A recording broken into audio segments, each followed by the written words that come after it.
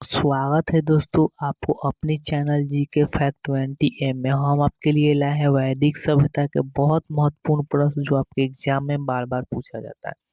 तो चलिए बिना देर किए क्वेश्चन स्टार्ट करते हैं। तो क्वेश्चन नंबर 1 है, ऋग्वेद में कुल कितने मंत्र हैं? तो बताइए दोस्तों, ऋग्वेद में कुल कितने मंत्र हैं?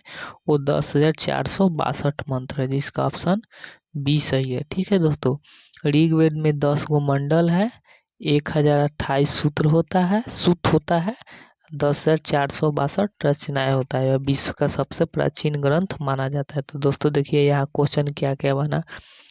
ऋग्वेद में कितने मंडल है? 10 मंडल। सूत कितना है पूछेगा तो 1028 सूत होगा। रचनाएं कितना हो जाएगा? 10,462।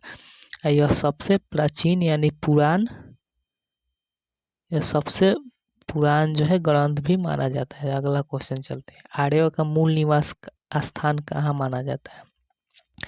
बताइए दोस्तों, आर्यों का जो मूल निवास स्थान कहाँ माना जाता है? ऑप्शन ए में दिया है भारत, ऑप्शन बी में दिया है मध्य एशिया, ऑप्शन सी में दिया है अफ्रीका, ऑप्शन डी में दिया है चीन। तो आर्य का जो मूल निवास स्थान माना जाता है वो मध्य एशिया माना जाता है, जिसका ऑप्शन बी सही है। अगला क्वेश्चन चलते हैं, ऋग्वेद काल में सबसे पवित्र नदी कौन सी थी? बताइए दोस्तों, ऋग्वैदिक काल में सबसे पवित्र नदी कौन सी थी? जिसमें ऑप्शन ए में दिया है गंगा, ऑप्शन बी में दिया है यमुना, ऑप्शन सी में दिया है सरस्वती, ऑप्शन डी में दिया है सिंधु। तो ऋग्वैदिक काल में सबसे पवित्र नदी थी सरस्वती थी, जिसका ऑप्शन सी सही है।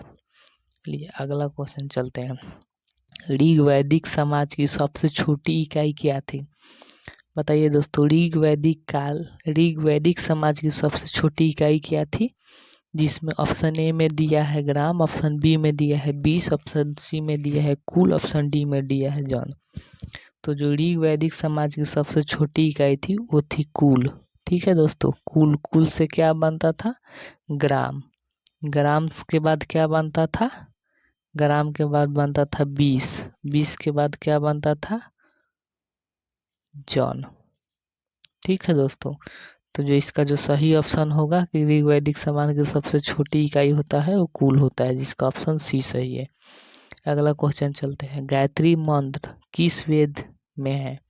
तो जो गायत्री मंत्र है वो ऋग्वेद में है। ठीक है दोस्तों, गायत्री मंत्र किस वेद में है? ऋग्वेद में।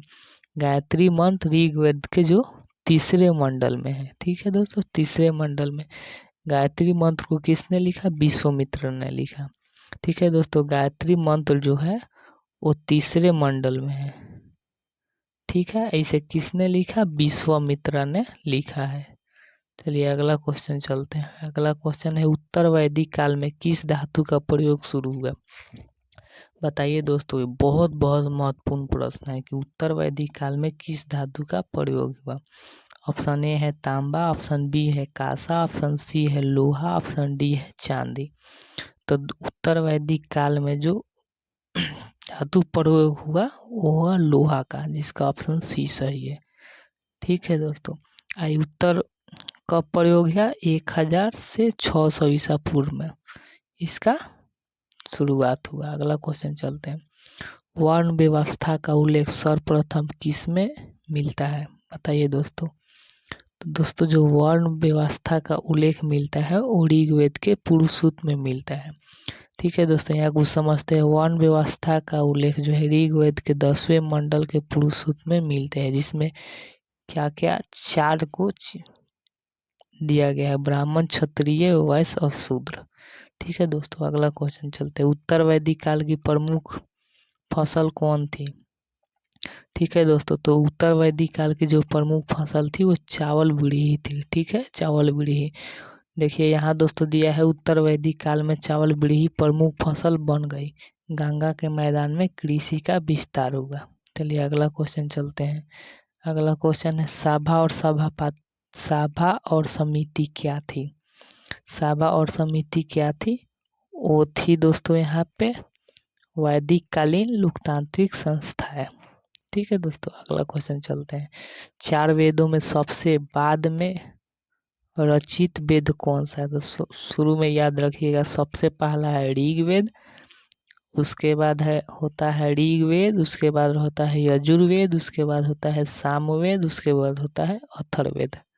ठीक है दोस्तों, तो 4 वेदों में सबसे बाद वाला वेद होता है वो अथर्ववेद होता है, जिसका ऑप्शन डी सही है। ठीक है दोस्तों, देखिए अथर्ववेद चारों वेदों में सबसे बाद में रचित है। इसमें अथर्ववेद में दोस्तों यहाँ एक बात याद रखिएगा कि जादू टोना, ठीक है दोस्तों, अथर्ववेद में जादू टोना और दावा, औषधि और लोक परंपराओं का भी उल्लेख है। चलिए दोस्तों अगला क्वेश्चन चलिए, सामवेद किससे संबंधित है? सामवेद जो संबंधित है दोस्तों वो संगीत और गायन से संबंधित है। ठीक है दोस्तों, किससे संबंधित है? संगीत और गायन से संबंधित है। इसे दोस्तों भारतीय संगीत का जनक भी कहा जाता है। सामवेद को भारतीय संगीत का जनक भी कहा जाता है। इसमें कुल 1875 जो है कितना है रचनाएं हैं। ठीक है दोस्तों, अगला क्वेश्चन चलते हैं, उपनिषदों की कुल संख्या कितनी है? तो दोस्तों जो उपनिषदों की जो कुल संख्या होती है वो होती है 108। 108 उपनिषद है। ठीक है दोस्तों, अगला क्वेश्चन चलते हैं। अगला क्वेश्चन, सत्यमेव जयते किस उपनिषद से लिया गया है? तो लिया गया है मुंडनोपनिषद से लिया गया, जिसका ऑप्शन बी सही है। अगला क्वेश्चन चलते हैं, वेदांग कितने होते हैं? वेदांग कितने होते हैं दोस्तों बताइए? तो जो वेदांग होते हैं वो 6 होते हैं, जिसका ऑप्शन बी सही है। और कौन कौन से होते हैं देखिए दोस्तों बताते हैं। वेदांग जो होते हैं शिक्षा, कल्प, व्याकरण, निरुंद, छंद और ज्योतिष होते हैं। जो ये होते हैं वेदों को समझने में, सहायक ग्रंथ को पढ़ने में सहायक होता है, इसीलिए। अगला क्वेश्चन, अष्टाध्यायी किसने लिखी थी? अष्टाध्यायी किसने लिखी थी? तो वो लिखी थी पाणिनि ने, जिसका ऑप्शन ए सही है। अगला क्वेश्चन चलते हैं, वैदिक काल में सबसे प्रमुख देवता कौन थे? तो वैदिक काल में जो सबसे प्रमुख देवता थे वो थे आपको इंद्र। ठीक है दोस्तों, वैदिक काल में सबसे प्रमुख देवता इंद्र थे। ठीक है दोस्तों, ऋग्वेदिक काल में इंद्र सबसे प्रमुख देवता थे। ऋग्वेद की कुल 250 रचनाएं इन्हें समर्पित है। यह वारसा और युद्ध को देवता भी कहा जाता है। इंद्र जो है वारसा और युद्ध का देवता भी कहे जाते हैं। अगला क्वेश्चन चल रहा है, ब्रह्मा की अवधारणाएं किसमें विकसित है? बताइए दोस्तों, ब्रह्मा के अवधारणाएं किसमें विकसित है? तो है उपनिषदों में विकसित है। तो ब्रह्मा की जो है अवधारणाएं उपनिषद में विकसित है। अगला क्वेश्चन चलते हैं, षड दर्शन में सांख्य दर्शन के प्रवर्तक कौन है? षड दर्शन में सांख्य दर्शन के जो प्रवर्तक है वो कपिल है। ठीक है दोस्तों, जिसका ऑप्शन ए सही है। सांख्य दर्शन के प्रवर्तक महर्षि कपिल है। ठीक है दोस्तों, यह भारत का सबसे प्राचीन दर्शन माना जाता है। अगला क्वेश्चन चलते हैं, यज्ञ का मुख्य उद्देश्य क्या था? बताइए दोस्तों, यज्ञ का मुख्य उद्देश्य क्या था? तो यज्ञ का जो मुख्य उद्देश्य था वो देवताओं को प्रसन्न यानी खुश करना था। ठीक है दोस्तों, देखिए यहाँ पे लिखा हुआ है कि यज्ञ का मुख्य उद्देश्य देवताओं को आहुति देकर मतलब बुलाकर प्रसन्न करना, ताकि वर्षा समृद्ध और विजय मिले, जिसका ऑप्शन बी सही है। अगला क्वेश्चन है, गोत्र व्यवस्था किस काल में शुरू हुई? तो गोत्र व्यवस्था जो शुरू हुई उत्तर वैदिक काल में शुरू हुई। गोत्र व्यवस्था उत्तर वैदिक काल में शुरू हुई। गोत्र का अर्थ है एक ही ऋषि से उत्पन्न वंश। गोत्र का क्या अर्थ है? एक ही वंश से उत्पन्न वंश। चलिए अगला क्वेश्चन चलते हैं, वैदिक काल में निष्क क्या था? बताइए दोस्तों, वैदिक काल में निष्क क्या था? तो वो था सोने का आभूषण। ठीक है दोस्तों, वैदिक काल में निक्स का अर्थ था सोने का आभूषण। निक्स सोने का आभूषण था जो मृदा के रूप में भी प्रयुक्त होता था।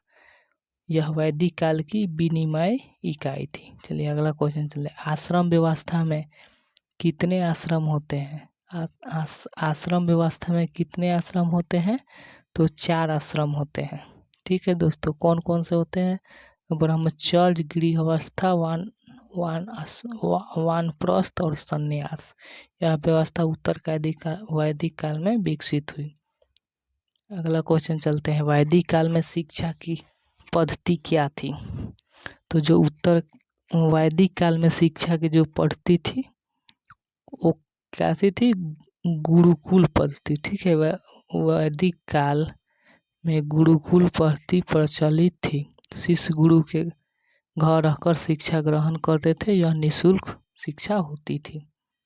ठीक है दोस्तों, अगला क्वेश्चन, ऋग वैदिक काल में स्त्रियों की स्थिति कैसी थी? तो जो ऋग वैदिक काल में जो स्त्रियों की स्थिति थी वो स्वतंत्र और शिक्षित थी, जिसका ऑप्शन बी सही है। अगला क्वेश्चन चलते हैं, बलि क्या था? बलि क्या था दोस्तों? तो बताइए। बलि जो था राजा को दिए जाने वाला कर माने टैक्स था। ठीक है दोस्तों, यहाँ देखिए, बलि जो है वैदिक काल में राजाओं को दिया जाने वाला स्वैच्छिक कर टैक्स था। यह राजा की आय का प्रमुख साधन था, मतलब इससे राजा का टैक्स मिलता था, इसी से चलता था। दोस्तों, अगर जो मेरी आपको वीडियो पसंद है तो प्लीज़ वीडियो को लाइक कीजिएगा, चैनल को सब्सक्राइब कीजिएगा, ताकि मैं आपके लिए आगे इसी तरह का वीडियो लाते रहूं। तब तक के लिए धन्यवाद।